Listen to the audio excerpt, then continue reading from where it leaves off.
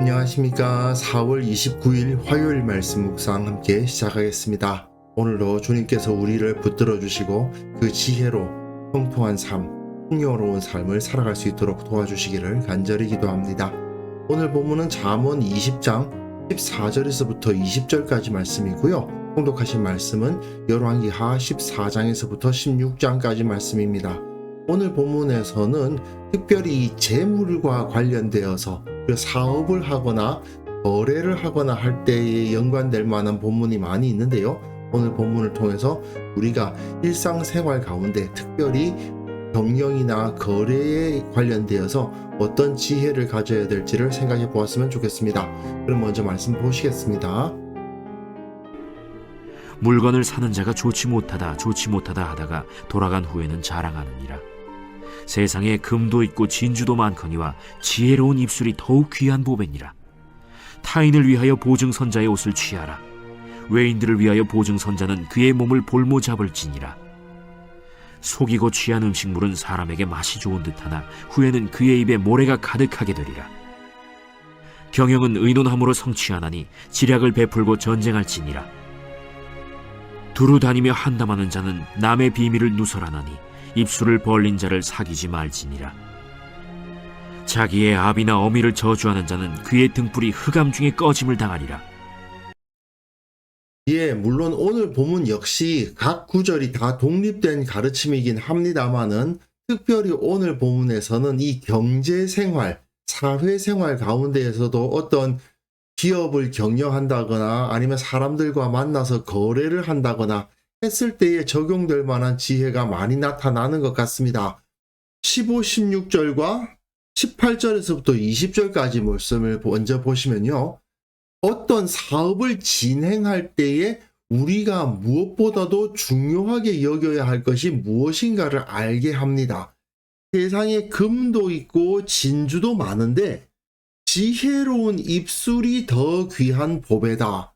경제 생활을 할 때에 눈에 보이는 재물도 중요하지만 지혜롭게 말할 줄 아는 것이 더 중요하다 이 말이죠. 결국은 돈이 중요한 것이 아니라 사람이 중요하다는 겁니다. 어떤 사업을 진행할 때에 무엇보다도 중요한 것은 돈이 아니라 사람입니다. 어리석은 사람들은 돈으로 뭐든지 구할 수 있으리라고 생각을 하거든요. 그래서 돈만 있으면 좋은 사람도 많이 생길 수 있겠지. 그렇게 단순하게 생각합니다마는 사실상 돈을 모으고 자본을 축적하는 것보다 좋은 사람 구하는 것이 훨씬 더 어렵다는 것을 지혜로운 사람들은 알고 있습니다. 그래서 지혜로운 사람들은 언제나 좋은 사람들과 함께 하려고 노력을 하고요. 그들과 의논해 가면서 일을 함으로써 결국 목적을 성취하거든요. 경영은 의논함으로 성취하는 겁니다. 그래도 지략을 베풀고 전쟁할지니라 미리 어느 정도의 지략을 베푼 다음에 전쟁을 하는 거지 의논하지 않고 자기 생각만 가지고 해서도 안 되고 또 의논을 할 때 어떤 사람과 함께 의논해야 되겠습니까? 결국은 지혜로운 입술을 가진 사람과 의논을 해야 되겠죠. 누구를 고용하고 누구와 동업하고 누구와 거래할 것인가? 결국 그것이 본질적인 문제지 얼마나 많은 재물을 모으고 있는가? 그것에 우리의 마음을 빼앗겨서는 안 된다라는 것입니다. 가장 중요한 것은 인재를 모으는 것이다. 나와 함께 하는 사람들이 하나님 보시기에도 거룩하고 또한 세상적으로도 능력 있고 정직한 사람, 그런 사람들과 함께 하려고 노력해야 된다 이거죠.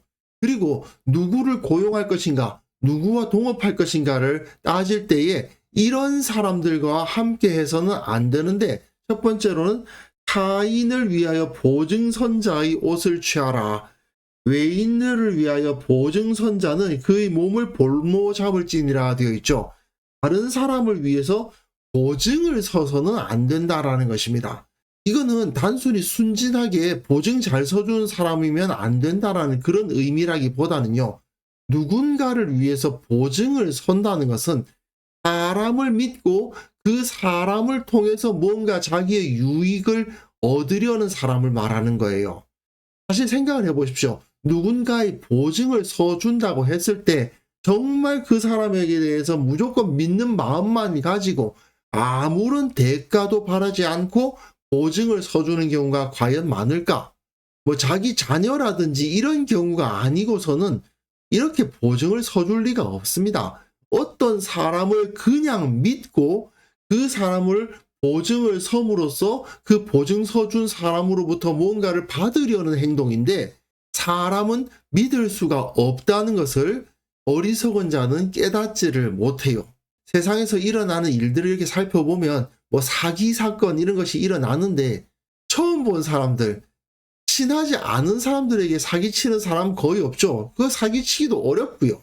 그렇기 때문에 사람을 의지할 수 없다, 사람은 믿을 수 없다는 것을 지혜로운 사람들은 아는데, 어리석은 자들은 사람을 의지하는 경향이 있죠. 외인들을 위해서 보증선자는 결국 자기 몸을 볼모 잡은 것이기 때문에 어리석은 자다, 이 말입니다. 두 번째로, 두루다니며 한담하는 자입니다. 이곳저곳 사람들 만나면서 쓸데없는 말들을 이리저리 옮기고 다니는 사람들이 있습니다. 이런 사람들은 남의 비밀을 누설하는 자죠. 입술을 벌린 자를 사귀지 말지니라. 한마디로 말해서 가십 옮기고 다니기 좋아하는 사람들, 소문 옮기고 다니기 좋아하는 사람들, 뒤에서 누구 흉보기 좋아하는 사람들하고 가까이 해서는 안 된다. 당연히 내가 그런 사람이 되어서는 안 된다, 그 말이죠. 다른 사람들을 높여주고 칭찬하는 사람들과 가까이 있어야지, 여기저기 다니면서 남들 이야기하기 좋아하는 사람들, 그런 사람들과는 사귀지 말고 나도 절대로 그런 사람이 되지 않도록 노력해야 된다는 것이죠. 그리고 자기의 아비나 어미를 저주하는 자는 그의 등불이 흑암 중에 꺼짐을 당하리라. 예, 자기의 아비와 어미를 저주하는 자, 이런 사람을 가까이 할 수는 없지요. 근데 조금 더 넓혀보면 사회적인 권위를 부정하는 자들, 학생이 되었는데도 선생님의 권위를 인정하지 않고, 어떤 회사원이 되었음에도 불구하고 자기 상사의 권위를 인정하지 않는 것을 주로 하는 사람들은 그의 등불이 흑암 중에 꺼짐을 당하게 된다. 그러니까 일단 당연히 부모님을 저주하는 것은 있을 수 없고요. 그리고 어떤 사회에서도 권위를 인정할 줄 아는 지혜를 가져야만 된다는 것이죠. 그리고 사실 부모를 저주하는 자들은 자신의 태생을 저주하는 거거든요. 나는 왜 이런 집에서 태어났을까? 나는 왜 이렇게 태어났을까? 하면서 자기 문제를 부모의 문제라고 말하는 거 아닙니까?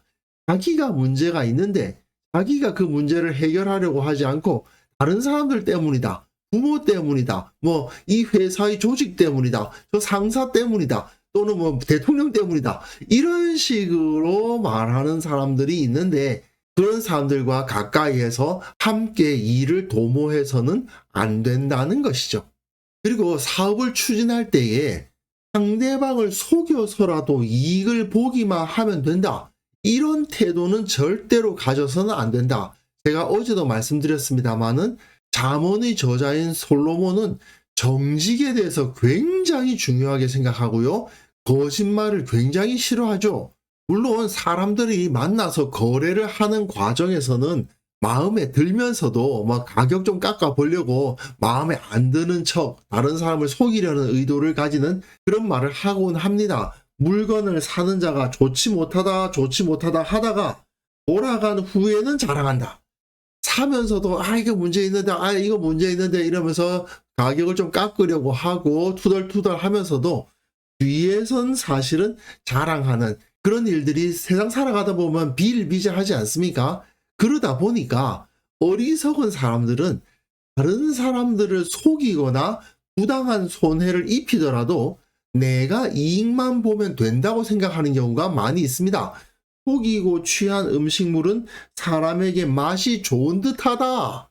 속여서 좀 이익을 얻으면 당장은 좀 좋은 듯 하죠. 그러나 후에는 그 입에 모래가 가득하게 되리라. 정직하지 않은 방식으로 살아가기 시작하면 잠깐은 이익을 보는 듯 할 수 있으나 조금만 지나면 그의 입에는 모래가 가득하게 된다. 결국 잠언은 전반적으로 정직한 자가 결국은 복을 얻고 부유하게 된다. 이렇게 가르치고 있습니다. 오늘 본문은 비교적 짧아가지고요. 내용도 정리하기가 비교적 쉽습니다. 우선 경제 생활에 있어서 우선순위가 무엇인가를 생각해야 됩니다. 그리스도인들도 결국 세상에서 돈을 가지고 경제 생활을 하지 않을 수가 없고, 또 어떻게 보면 교회도 마찬가지예요. 교회도 돈을 가지고 재정 정리도 해야 되고 여러 가지 경영을 해야 되지 않습니까? 그런데 그 모든 것에 있어서 먼저 생각해야 될 것, 중요하게 생각해야 될 것이 무엇인가? 돈이 아니라는 겁니다. 사람입니다. 사람을 먼저 관심을 가지고 돈은 어디까지나 부차적인 것이라는 것을 깨달을 줄 알아야 되죠. 금과 진주가 아무리 많아도 어리석은 자가 어리석은 자들과 함께 경영을 이어나가다 보면 모두 망해서 사라질 수밖에 없다는 거, 이걸 철저하게 기억해야 되고요. 무엇을 하든 사람을 높이고 사람에게 유익하게 하기 위해서 노력해야 된다는 겁니다. 또한 정직하지 않으면 그 경영은 오래 이어갈 수가 없습니다. 내 개인의 인생이나 또 내가 하는 사업이나 교회 또는 국가 정치에 이르기까지 정직이야말로 가장 확실한 원칙이고 정책입니다. 우리는 무엇보다 세상 사람들로부터, 우리 이웃들로부터 정직한 사람이라는 평가를 받을 수 있어야 됩니다. 그래서 그리스도인들은 믿을만하다, 그런 평가가 있을 수 있어야 되겠죠. 이 세상 사람들이 그래도 예수 믿는 사람들은 믿을 수가 있어, 그 사람들은 거짓말은 안 해, 이런 평가가 나와야 되지 않겠습니까? 그런데 현실적으로는 과연 그런가? 굉장히 우리가 이 마음이 좀 답답해지는 것은 사실입니다. 우리는 먼저 내가, 그리고 우리 교회가, 우리 한국 교회가 정직한 공동체가 되게 하기 위해서 노력해야만 되는 거죠. 그래서 이 시간 함께 기도하실 때는요, 무엇이 중요한지를 온전히 깨닫게 하옵소서. 사람이 중요하다, 오직 하나님의 말씀대로 정직하게 살아가는 것이 중요하다, 주님의 지혜가 중요하다, 이것을 깨닫게 하시고 이 세상을 그 능력으로 살아가게 하옵소서. 우리 교회 모든 성도들이 이 하나님의 지혜를 가지고 세상에서 형통하게 하옵소서. 함께 기도하는 시간 가졌으면 합니다.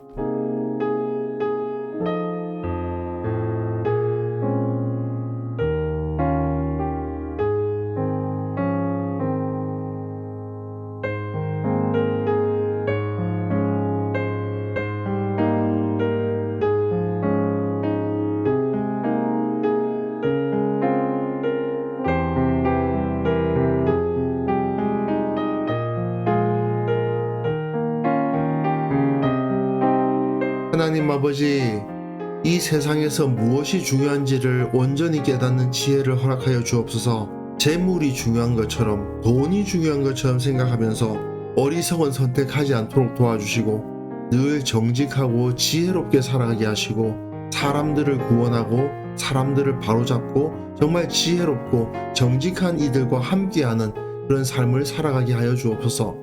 우리 교회 모든 성도들을 축복합니다.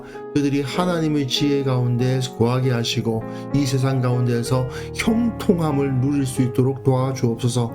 그들이 행하는 그 모든 일들이 주님의 지혜로서, 주님의 능력으로서 잘 풀어져 나갈 수 있도록 도와주시고, 그들이 우선순위를 바로잡아서 세상 가운데서 정직한 자, 지혜로운 자로 인정받게 하여 주옵소서. 한국교회에 속한 모든 성도들이 세상 사람들로부터 정직한 사람들이라, 지혜로운 사람들이라 인정받는 그런 역사가 일어날 수 있도록 도와주옵소서. 이 교회 가운데 성령의 능력을 충만케 하여 주시고, 속이고 거짓된 그러한 모습들 모두 다 제거하여 주옵소서. 아버지 하나님, 오늘 하루 살아가는 그 모든 삶 가운데에서 이 지혜로 살아갈 수 있기를 원합니다. 우리 주위 사람들을 사랑하게 하시고 돌보게 하시고 배려하게 하시고 그것을 통해서 정직하다, 지혜롭다, 능력 있다 인정받는 그러한 하루가 되게 하여 주옵소서. 주님께서 우리와 함께 하시면 이 모든 것이 가능할 줄을 믿사오니 주께서 우리에게 그 능력으로 함께 하여 주옵소서. 감사드렸고 예수님의 이름으로 기도합니다.